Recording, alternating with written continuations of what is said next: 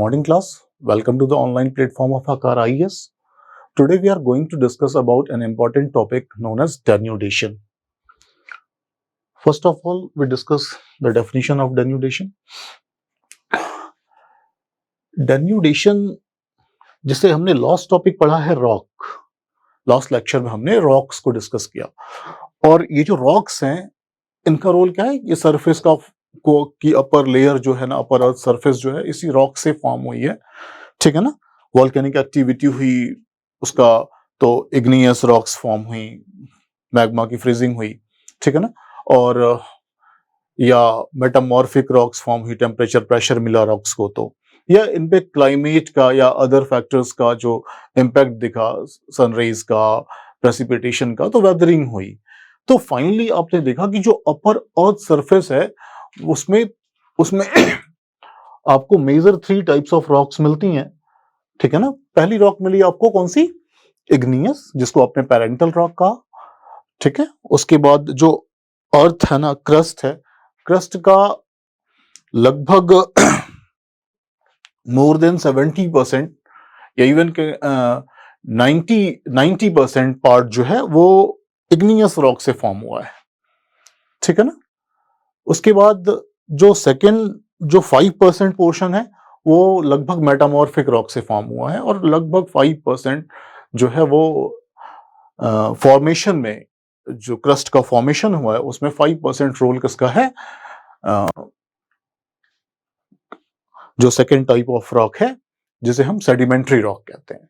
तो ध्यान रखिए, कोई भी रॉक जो सरफेस फॉर्म हुई है ना, जो सरफेस फॉर्म हुई है उसमें मैक्सिमम जो सरफेस का फॉर्मेशन हुआ है उसमें सबसे ज्यादा इग्नियस है, आप कह सकते हैं लगभग मोर देन 90%, ठीक है ना। Igneous is more than 90%। Second expansion पाया जाएगा आपका मेटामॉर्फिक का, मोर देन 5%, और जो सेडिमेंट्री रॉक्स हैं इनका जो एक्सपेंशन है ये लगभग 5% है, उससे भी कम ही है। सरफेस के फॉर्मेशन में अगर रोल देखें इन रॉक्स का, तो सबसे ज्यादा रॉक का रोल है, इग्नियस रॉक का, मेटामॉर्फिक का, और लास्ट में आती है कौन सी, सेडिमेंट्री रॉक। जैसे मान लो जो क्रस्ट है ना, क्रस्ट जो है वो 35 किलोमीटर मान लेते हैं, ठीक है ना। तो जो 35 किलोमीटर की सरफेस है उसके फॉर्मेशन में मैग्मा की कूलिंग का रोल है, और मैग्मा की कूलिंग से क्या बनता है, मैग्मा की कूलिंग से इग्नियस रॉक फॉर्म होगी। अब देखो सरफेस पे ऊपर क्या हुआ, टेम्परेचर आया, प्रेशर आया या प्रेसिपिटेशन हुआ, तो उससे रॉक की वेदरिंग हुई, वेदर्ड पार्टिकल बने। तो जो सेडिमेंट्री रॉक है इस 35 किलोमीटर में 10 मीटर या मैक्सिमम 5 मीटर इतनी रेंज तक जो है उसका इंपैक्ट दिखता है, ठीक है ना। तो अगर हम क्रस्ट का फॉर्मेशन देखें तो सबसे ज्यादा रोल किसका आ रहा है, इग्नियस का, फॉर्मेशन का, एक्सपेंशन की बात नहीं कर रहे हैं, ठीक है ना। क्रस्ट के फॉर्मेशन में इग्नियस जो रॉक्स हैं उनका रोल मैक्सिमम है। सेकेंड जो रॉक आती है उसमें भी 5% रोल आता है लगभग मेटामॉर्फिक का, और जैसे हम कह रहे हैं ना कि अपर लेयर में 5 to 10 मीटर तक आपको किसका, सेडिमेंट्री रॉक का रोल मिलता है, ठीक है ना। तो वो जो रॉक मिली आपको उसको 35 किलोमीटर में कितना परसेंट मिलना चाहिए, ठीक है ना। तो लगभग लेस देन 5% मानते हैं कि फॉर्मेशन में सबसे मेजर रोल किसका होता है, इग्नियस का, सेकेंड रोल है मेटामॉर्फिक का, और थर्ड जो रोल आएगा वो किसका आएगा, सेडिमेंट्री रॉक का। ये तो बात हुई फॉर्मेशन की, लेकिन आप सरफेस पे एक्सपेंशन देखो, सरफेस पे एक्सपेंशन देखें कि सरफेस पे कौन सी रॉक फैली हुई है, ठीक है ना, सबसे ज्यादा किस रॉक का एक्सपेंशन है, तो आपको पता चलेगा कि हर तरफ सॉइल है, और सॉइल कैसी रॉक है, सॉइल एक सेडिमेंट्री रॉक है, सॉइल जो है वो सेडिमेंट्री रॉक है। तो सरफेस पे अगर एक्सपेंशन देखें ना, मैक्सिमम एक्सपेंशन की बात करें तो लगभग मोर देन 75% सेडिमेंट्री रॉक का एक्सपेंशन है। अपर सरफेस पर मोर देन 75% कौन सी रॉक है, सेडिमेंट्री रॉक, ठीक है ना। और जो 25% में आपको कहीं पे मार्बल दिख रहा है, कहीं ग्रेनाइट मिल रहा है, कहीं ऐसी स्लैब्स मिली जहां अपर रॉक सेट गई हैं, ठीक है ना। तो 25% में बाकी दोनों को इंक्लूड करेंगे, किसको किसको, मेटामॉर्फिक को और इग्नियस को। कब, जब हम एक्सपेंशन की बात करेंगे। और जब हम फॉर्मेशन की बात करेंगे, जब हम फॉर्मेशन की बात करेंगे कि फॉर्मेशन में किसका रोल है, तो सबसे ज्यादा रोल निकल के आता है इग्नियस का। अब तो ये बात हुई कि भाई सरफेस का फॉर्मेशन हुआ है, ठीक है ना।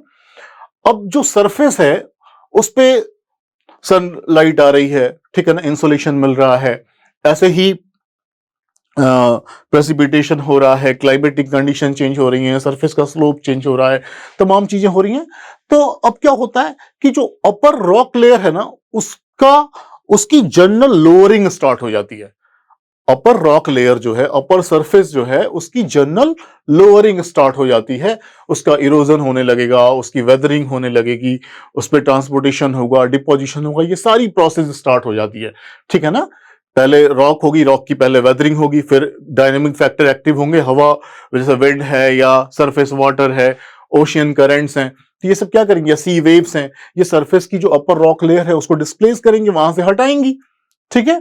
तो क्या होता है कि सबसे पहले तो रॉक अपनी जगह पे ही ब्रेक होती है, स्टार्ट होती है वेदरिंग से, ठीक है। फिर इरोजन होता है, फिर कोई डायनेमिक फैक्टर उसको लेके चल देता है, उसको ट्रांसपोर्टेशन कहते हैं, और जहां जाकर डिपॉजिट करता है उसको डिपोजिशन कहते हैं। तो आपको 4 मेजर प्रोसेस मिलती हैं। तो इन सभी प्रोसेस को जो अर्थ की जनरल लोअरिंग के लिए, अपर अर्थ सरफेस की जनरल लोअरिंग के लिए रिस्पॉन्सिबल हैं, उन सबको हम रखते हैं डेन्यूडेशन में। तो डेन्यूडेशन की डेफिनेशन क्या बनेगी कि denudation refers to all of the processes which result in general lowering of earth surface, ठीक है ना। all the processes which are responsible for general lowering of earth surface, general lowering मतलब अर्थ का erosion हो रहा है, अर्थ सरफेस की weathering हो रही है, मैटर कहीं से डिस्प्लेस हो रहा है या कहीं जाके डिपॉजिट हो रहा है, तो सरफेस को आपने डिस्टर्ब किया। अब इस सरफेस, इस प्रोसेस के लिए जितने भी फैक्टर्स या जितने भी प्रोसेसेस रिस्पॉन्सिबल थे, उनके लिए एक ही वर्ड यूज होता है, डेन्यूडेशन, ठीक है ना। तो डेन्यूडेशन में हम कई सारी प्रोसेस को इंक्लूड करते हैं जो अर्थ की जनरल लोअरिंग के लिए रिस्पॉन्सिबल है। तो डेन्यूडेशन में इनको कलेक्टिवली इसको डेन्यूडेशन बोल देंगे। All the process which are responsible for general lowering of our earth surface और कलेक्टिवली कॉल्ड डेन्यूडेशन। एक सिंपल सी डेफिनेशन बन सकती है डेन्यूडेशन की, क्या बन सकती है, all the processes which are responsible for general lowering of upper earth surface. General lowering मतलब सरफेस बन गई थी, रॉक से फॉर्म हुई थी, अभी हम रॉक की बात कर रहे थे कि इग्नियस रॉक से मान लो सरफेस फॉर्म हुई, फिर इग्नियस रॉक पे क्या हुई, टेम्परेचर मिला, उसको प्रेशर मिला या उस पर रेनफॉल हुई, तो उसकी वेदरिंग होने लगी, रॉक अपनी जगह ब्रेक होने लगी, ठीक है ना। फिर जो पार्टिकल ब्रेक हुआ, हवा चली तो अपने साथ पार्टिकल को लेके जा रही है। तो अब क्या कर रहा है, सरफेस जो था, जो ब्रेक हुआ था, ऊपर से रॉक हट गई, तो अब क्या हो रहा है, जनरल लोअरिंग हो रही है। अब ये जो मैटर जाएगा जहां तक डायनेमिक फैक्टर जो है वो एक्टिव है, जहां तक उसकी कैरिंग कैपेसिटी बनी हुई है, वहां तक उसको कैरी करेगा, और जहां उसकी कैरिंग कैपेसिटी कम हो जाएगी वहां उसको डिपॉजिट कर देगा। तो कहीं पे एक्यूमुलेशन होगा, कहीं जाके पार्टिकल जाके डिपॉजिट हो जाएंगे, उसको डिपॉजिशन कह देंगे। तो आप देखेंगे कि जो सरफेस का क्या हो रहा है, रीअरेंजमेंट हो रहा है। तो डेन्यूडेशन का है एक प्रोसेस है जो सरफेस को रीअरेंज करती है, ठीक है ना। It include all the processes which rearrange the landform of the earth surface. जो अर्थ सरफेस पे वेरियस लैंडफॉर्म्स मिलते हैं, उनको रीअरेंजमेंट के लिए जो प्रोसेस रिस्पॉन्सिबल है उसको डेन्यूडेशन कहते हैं। क्लियर है डेन्यूडेशन क्या है। तो आप कह सकते हो कि all the processes which are responsible for general lowering of upper earth surface और कलेक्टिवली कॉल्ड डेन्यूडेशन। इन सबको डेन्यूडेशन है, जो भी ऐसी प्रोसेस हो जो अपर अर्थ सरफेस की क्या करे, इरोजन, वेदरिंग और ट्रांसपोर्टेशन, पार्टिकल को ले जाए इधर उधर या पार्टिकल को कहीं जाकर डिपॉजिट कर दे, ये सारी प्रोसेस को हम किस में रख देते हैं, डेन्यूडेशन में, ठीक है ना। और इससे हो क्या रहा है, सरफेस रीअरेंज हो रही है। इन सभी प्रोसेस से डेन्यूडेशन से हुआ क्या, सरफेस रीअरेंज हुई, कहीं डिप्रेशन फॉर्म हुआ तो कहीं जाके एलिवेटेड पोर्शंस फॉर्म होंगे, कहीं मैटर मान लो हटा है तो वहां कोई डिप्रेशन फॉर्म हो जाएगा, और मान लो जो भी डायनेमिक फैक्टर इसको लेके जाएंगे तो जहां तक उनकी कैरिंग कैपेसिटी ज्यादा है वहां तक उसको कैरी करेंगे, फिर जैसे उनकी वेलोसिटी कम हुई वो मैटर को डिपॉजिट करेगा, जहां मैटर डिपॉजिट होगा वहां क्या होगा, एक्यूमुलेशन होगा, ठीक है ना। तो हुआ क्या, आप देखो, तो जितनी भी प्रोसेस हुई उसमें अपर अर्थ सरफेस की जनरल लोअरिंग हुई, ठीक है ना। अगर मैटर नहीं हटता तो डिपॉजिट क्या होता, ठीक है ना। तो ये सारी प्रोसेस क्या कर रही है, सरफेस को रीअरेंज करी, कहीं से मैटर हटा रही है, कहीं जाके डिपॉजिट कर दे रही है। तो इससे वेरियस लैंडफॉर्म्स का फॉर्मेशन होता है। तो हम लोग धीरे धीरे लैंडफॉर्म की तरफ बढ़ने वाले हैं, ठीक है ना, कि अर्थ अपर अर्थ सरफेस पे जो वेरियस लैंडफॉर्म मिलते हैं वो कैसे हैं या उनका फॉर्मेशन कैसे कैसे हुआ है, ठीक है ना, उनमें किन किन प्रोसेस का रोल है। तो उसके लिए सबसे इंपॉर्टेंट जो हमें प्रोसेस पढ़नी है वो है डेन्यूडेशन, ठीक है ना। हमने रॉक पढ़ी, रॉक से अपर सरफेस फॉर्म हुई, रॉक ने अपर सरफेस को फॉर्म कर दिया, एक सॉलिड सरफेस बन गई। अब सॉलिड सरफेस पे तमाम क्लाइमेटिक एक्टिविटीज स्टार्ट हुई, सरफेस की इरोजन वेदरिंग स्टार्ट हुई, अब सरफेस का रीअरेंजमेंट स्टार्ट हुआ, और तब जाके कुछ मैटर कहीं से हट रहा है, कहीं जाके डिपॉजिट हो रहा है, तो सरफेस का रीअरेंजमेंट होने से वेरियस लैंडफॉर्म्स का फॉर्मेशन स्टार्ट हो जाता है। तो ये तो बात हुई डेन्यूडेशन की। अब डेन्यूडेशन में 4 मेजर प्रोसेस को इंक्लूड करते हैं, ठीक है ना। Denudation includes 4 major process. कौन कौन सी? सबसे पहले वेदरिंग होती है रॉक की, ठीक है ना, रॉक की वेदरिंग होगी, फिर इरोजन होगा, इसमें डायनेमिक फैक्टर्स का रोल आ जाएगा, उसमें स्टैटिक फैक्टर्स का रोल है। फिर जो डायनेमिक फैक्टर होंगे वो पार्टिकल को डिस्प्लेस करेंगे, वहां से हटा के ले जाएंगे कहीं पे, ठीक है ना। जब तक जहां ये जो प्रोसेस है ना, the process of displacement of weathered particle eroded matter is known as transportation. और जहां पे कैरिंग कैपेसिटी कम हो जाएगी ना, वहां जाके वो क्या कर देंगे, उसको छोड़ देंगे।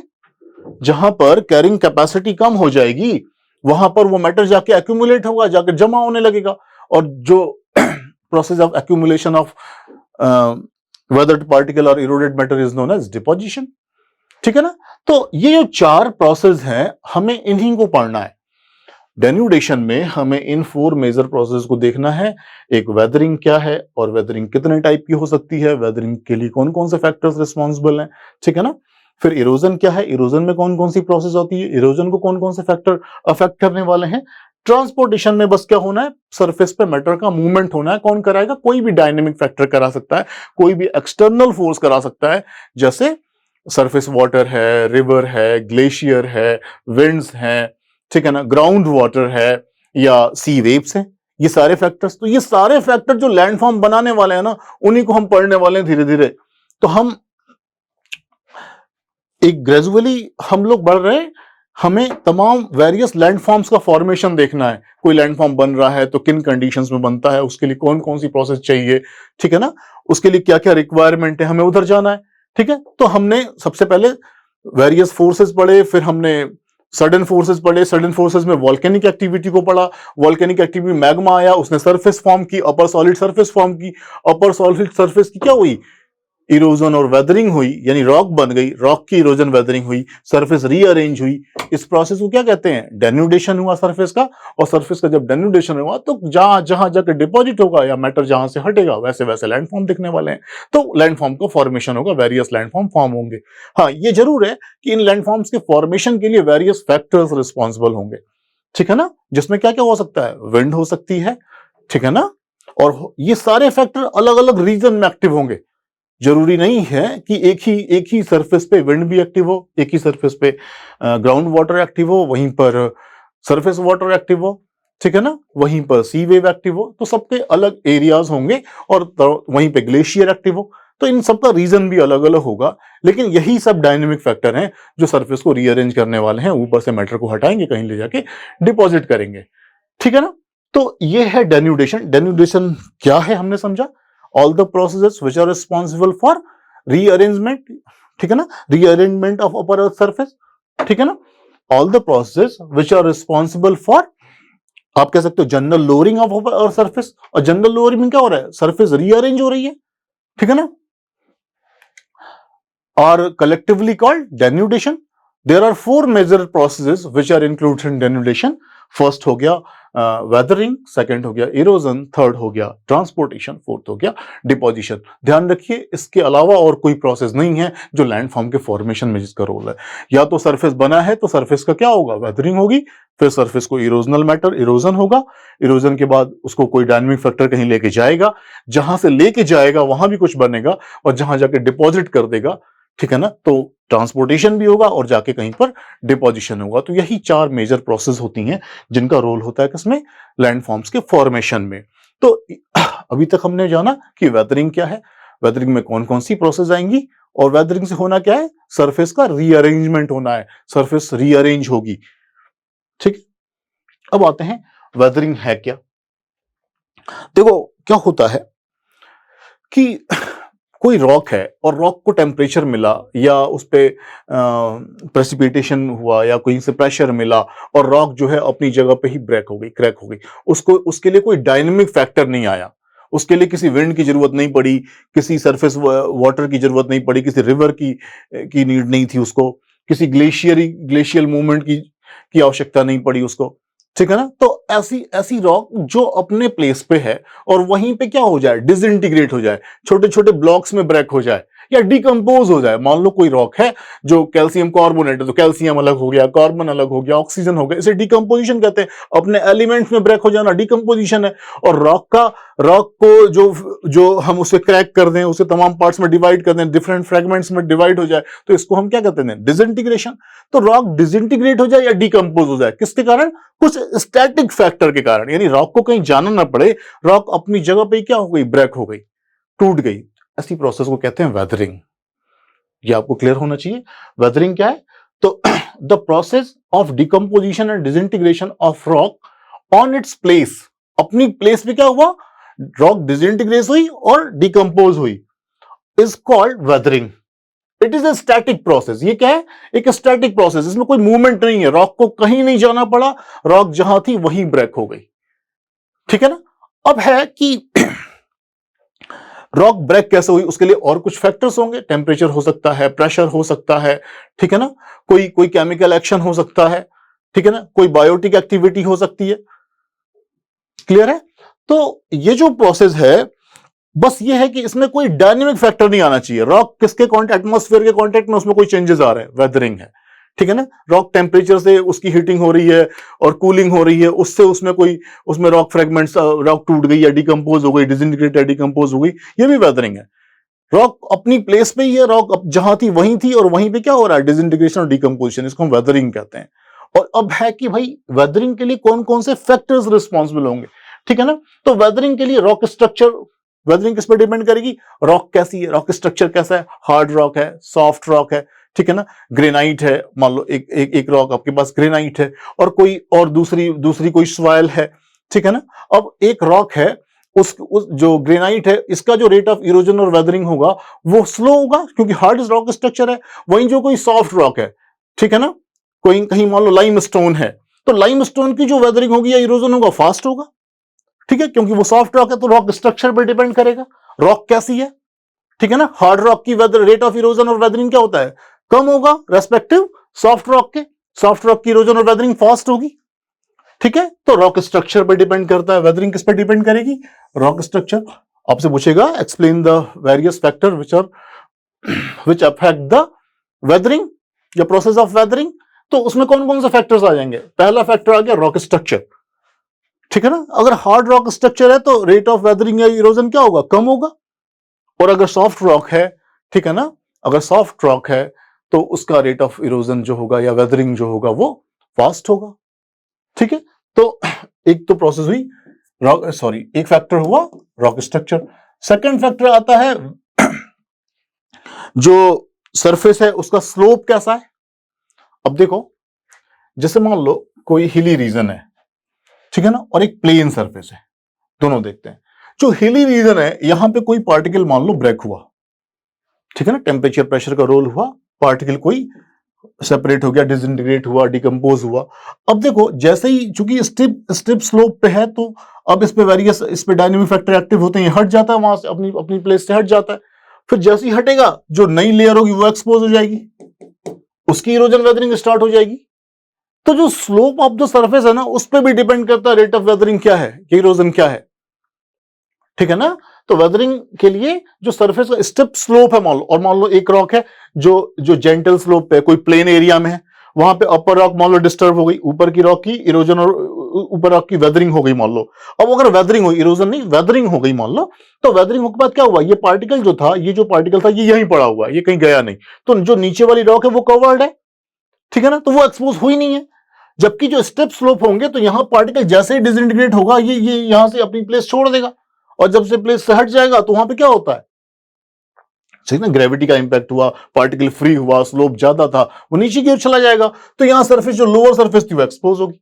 तो जो स्लोप होता है ना, वो भी वेदरिंग के रेट को क्या करता है, अफेक्ट करता है, उसमें भी अगर स्टिप स्लोप है तो रेट ऑफ वेदरिंग फास्ट होगा, और जेंटल स्लोप है तो रेट ऑफ वेदरिंग स्लो होगा। एक होगा वेजिटेशन। सॉरी, वेजिटेशन क्या होता है? देखो, वेजिटेशन से, देखिए वेजिटेशन क्या करता है, मान लो सॉइल लेयर है और रॉक, तो जड़ें क्या करती हैं, जो रूट्स होती हैं वो जो सॉइल को कंसोलिडेटेड रखती हैं। सॉइल एक एक सारे पार्टिकल जुड़े होंगे, ठीक है ना। जब मान लो कोई सरफेस है और सरफेस पे तमाम सॉइल लेयर थी, यहां कोई वेजिटेशन है, इसकी जड़ें जो थी तमाम सॉइल पार्टिकल्स को बाउंड कर रखा था, वो बांध रखा था एक दूसरे से, सब पार्टिकल कनेक्टेड थे। जैसे ही ये ट्री हट गया मान लो यहां से, अब जो ये रूट्स होंगी ये डिकम्पोज हो गई या हट गई वहां से, ठीक है ना। तो अब क्या होता है इससे, अब ये जो सरफेस हो गई ये फ्री हो गई। तो जो वेजिटेशन क्या करता है, पार्टिकल को एक साथ कंसोलिडेटेड फॉर्म में रखता है, जबकि अगर वेजिटेशन नहीं रहेगा तो पार्टिकल फ्री हो जाएगा, और जब पार्टिकल फ्री है तो rate of weathering erosion fast होगा, ठीक है ना। तो मेन जो फैक्टर्स हो गए उसमें क्या क्या आ गया, एक तो आ गया क्या, rock structure, vegetation, slope of the surface. एक बड़ा पोर्शन क्या है, क्लाइमेट। क्लाइमेट भी क्या करेगा, अब मान लो क्लाइमेट से हम समझ सकते हैं क्लाइमेट कैसे वेदरिंग को पे इंपैक्ट डालता है। तो देखो, कहीं जैसे डेजर्ट है, तो डेजर्ट में जो रॉक होगी, उसको ज्यादा टेम्परेचर मिल रहा है, ठीक है ना। टेम्परेचर का वेरिएशन ज्यादा होता है वहां पे, तो वहां पे फिजिकल वेदरिंग एक्टिव होगी, ठीक है ना। जैसे कोई रॉक है और वो वहां पे डेजर्ट में है, तो वो क्या होगी, उसकी हीटिंग खूब ज्यादा होगी, और रात में टेम्परेचर वहां डिक्रीज भी ज्यादा करता है। Directional range of temperature deserts का ज्यादा होता है, ठीक है ना। तो वहां पे क्या होगा कि रात में टेम्परेचर कम होने से टेम्परेचर डिफरेंस ज्यादा होगा, और टेम्परेचर डिफरेंस ज्यादा होने से रॉक की फिजिकल वेदरिंग ज्यादा होगी। यानी रॉक क्या करेगी, श्रिंक करेगी, एक्सपेंड होगी, श्रिंक करेगी, एक्सपेंड होगी, तो वहां फिजिकल वेदरिंग ज्यादा होता है, रॉक ब्रेक होगी अपनी जगह पे, ठीक है ना। हाँ, वेदरिंग में एक बात जरूर ध्यान रखना है कि रॉक का जो डिसइंटीग्रेशन और डिकम्पोजिशन है वो अपनी प्लेस पे हो रहा है, क्लियर है।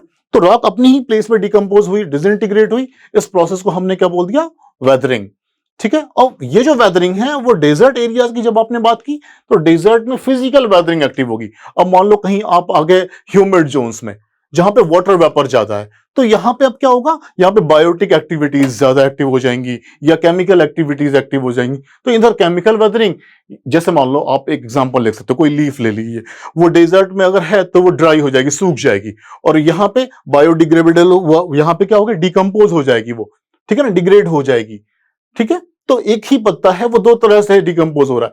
एक जगह क्या हो रहा है, बिल्कुल ड्राईनेस आ गई, उसमें सारा मॉइस्चर जो हो गया इवेपोरेट हो गया, और एक जगह पत्ता पूरा था वो सड़ गया, ठीक है ना, वो डिकम्पोज हो गया। तो आप देख रहे हैं क्या डिफरेंस है। तो वेदरिंग को भी क्लाइमेट जो है ना, क्लाइमेट का भी इंपैक्ट वेदरिंग पे दिखाई देता है। तो मेजर फैक्टर्स क्या हो गए, एक तो क्लाइमेट हो गया, ठीक है ना।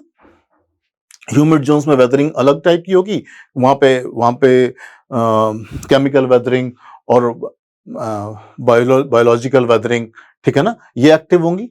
दूसरा, जहां पे मान लो डेजर्ट एरियाज होंगे, वहां फिजिकल वेदरिंग, वहां टेम्परेचर और प्रेशर का रोल ज्यादा एक्टिव हो जाएगा, ठीक है ना। तो इसको हम क्या कह देते हैं कि अगर आपसे पूछे कि कौन कौन से फैक्टर्स वेदरिंग के लिए रिस्पॉन्सिबल हैं, तो क्या क्या हो गया, एक तो क्लाइमेट हो गया, रॉक स्ट्रक्चर हो गया, ठीक है ना, स्लोप ऑफ द सरफेस हो गया, और वेजिटेशन कवर्ड, जो वेजिटेशन कवर्ड एरिया है उसका भी जो रेट ऑफ वेदरिंग होगा पार्टिकल का या रॉक का, वो स्लो होगा, जो रेस्पेक्टेड ऐसे एरिया जहां पे वेजिटेशन नहीं है या वेजिटेशन लेस जोन जो है, उनकी जो रेट ऑफ वेदरिंग होगी वो फास्ट होगी। इतनी बात आपको क्लियर होनी चाहिए। तो अभी तक हमने क्या पढ़ा कि वेदरिंग, हमने डेन्यूडेशन चैप्टर पढ़ रहे हैं। डेन्यूडेशन में हमने कहा कि डेन्यूडेशन में हम उन सभी प्रोसेस को इंक्लूड करते हैं जो सरफेस की जनरल लोअरिंग के लिए रिस्पॉन्सिबल है, जो सरफेस की जनरल लोअरिंग के लिए रिस्पॉन्सिबल है। अब ऐसे जो फैक्टर्स थे, ठीक है ना, उसमें हमने कहा कि 4 मेजर प्रोसेस आएंगी। और जनरल लोअरिंग मतलब क्या हो रहा है, सरफेस का रीअरेंजमेंट, सरफेस रीअरेंज हो रही है, और जब सरफेस रीअरेंज होगी तो क्या होगा, वेरियस लैंड फॉर्म्स फॉर्म होने वाले हैं। अपर सरफेस चलेंगे तो आपको प्लेन, प्लेट्यू, ठीक है ना, और डेजर्ट्स और वैलीज और तमाम स्ट्रक्चर्स दिखेंगे, ठीक है ना। तो ये जो सरफेस पे वेरिएशन दिखता है या तमाम लैंडफॉर्म्स जो दिखते हैं, रिवर बैंक दिखेगी, कोस्टल एरियाज दिखेंगे, वहां पे भी तमाम लैंडफॉर्म दिखने वाले हैं। ठीक है, हिली रीजन्स में जाएंगे तो भी वेरियस टाइप ऑफ लैंडफॉर्म्स मिलने वाले हैं। तो ये क्या हो रही है, सरफेस बनी हुई थी, उसको कुछ फैक्टर्स ने क्या किया, रीअरेंज किया। तो रीअरेंजमेंट के लिए जितने भी प्रोसेस रिस्पॉन्सिबल थे उसको किस में डाल दिया, डेन्यूडेशन में। तो all the process which are responsible for rearrangement of upper earth surface, ये भी लिख सकते हो। और general lowering of upper earth surface और कलेक्टिवली कॉल्ड डेन्यूडेशन। ठीक है ना, उन सबको हम किसमें कर देंगे, डेन्यूडेशन में। 4 major process are included in it, कौन कौन सी, तो आपने बोला weathering, erosion, transportation, deposition. Weathering पढ़ना चाहते हैं हम, वेदरिंग स्टार्ट किया। वेदरिंग क्या था कि disintegration and decomposition of rocks, ठीक है ना, ऑन इट्स प्लेस। ठीक है ना, the process of disintegration and decomposition of rocks on its place is known as weathering. ठीक है ना, weathering depends on various factors, किस पे डिपेंड करेगी, तो क्लाइमेट पे, रॉक स्ट्रक्चर पे। ठीक है ना, climate, rock structure, slope of the surface, vegetation covered areas. ठीक है, तो ये सब क्या होता है, ये वेरियस फैक्टर्स हैं जो वेदरिंग को अफेक्ट करने वाले हैं। ठीक है, अब हम आएंगे वेदरिंग कितने टाइप की हो सकती है। तो अब इसका क्लासिफिकेशन कैसे करें, वेदरिंग कितने टाइप की हो सकती है। ठीक है ना, तो जितने प्रोसेस रिस्पॉन्सिबल होंगे, जो प्रोसेस वेदरिंग के लिए रिस्पॉन्सिबल हैं, हम उन प्रोसेस के बेस पे इसको क्लासिफाई करते हैं। तो on the basis of various process weathering is classified into 3 types. ठीक है ना, एक तो हो गया फिजिकल वेदरिंग, दूसरा हो गया केमिकल वेदरिंग, और थर्ड हो गया बायोलॉजिकल वेदरिंग। फिजिकल वेदरिंग मतलब फिजिकल फैक्टर्स रिस्पॉन्सिबल होंगे। वेदरिंग क्या थी, disintegration and decomposition of rock at disintegration and decomposition of rock at its place. ठीक है ना, अपनी ही प्लेस पे रॉक डिसइंटीग्रेट हुई या डिकम्पोज हुई। ठीक है, और साथ ही साथ क्या हुआ कि ये जो प्रोसेस थी वो स्टैटिक थी, रॉक जहां थी वहीं डिसइंटीग्रेट हुई या डिकम्पोज हुई है। अब है कि भाई कौन सा फैक्टर रिस्पॉन्सिबल है, हम इसकी बात करना चाहते हैं।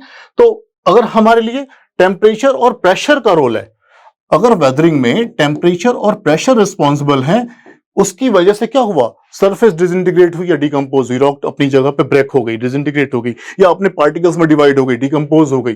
ठीक है ना, तो ये जो प्रोसेस हुई उसके लिए अगर टेम्परेचर प्रेशर जैसे फैक्टर्स रिस्पॉन्सिबल है। ठीक है ना, if physical factors like temperature pressure are responsible for disintegration and decomposition of rock, this process is known as physical weathering. If various chemical reactions are responsible for disintegration and decomposition of rock, this process is known as chemical weathering. ठीक है ना, और अगर various biotic factors responsible हो rock के disintegration और decomposition के लिए, तो हम उसे बायोलॉजिकल वेदरिंग कहते हैं। ठीक है, तो ये तो हुआ कि भाई हम वेदरिंग को क्लासिफाई कैसे कर रहे हैं, किन किन फैक्टर्स के बेस पे। ठीक है, तो अगर आपसे टाइप ऑफ वेदरिंग पूछे तो क्या हो गया, फिजिकल वेदरिंग, केमिकल वेदरिंग और बायोलॉजिकल वेदरिंग। आज की क्लास में इतना ही। नेक्स्ट क्लास में हम इन सबको डिस्कस करेंगे। फिजिकल वेदरिंग क्या होती है, कितने टाइप्स की होती है, या केमिकल वेदरिंग के कितने टाइप्स हैं। ठीक है, तो फिर नेक्स्ट क्लास में मुलाकात होती है। तब तक के लिए बहुत बहुत धन्यवाद।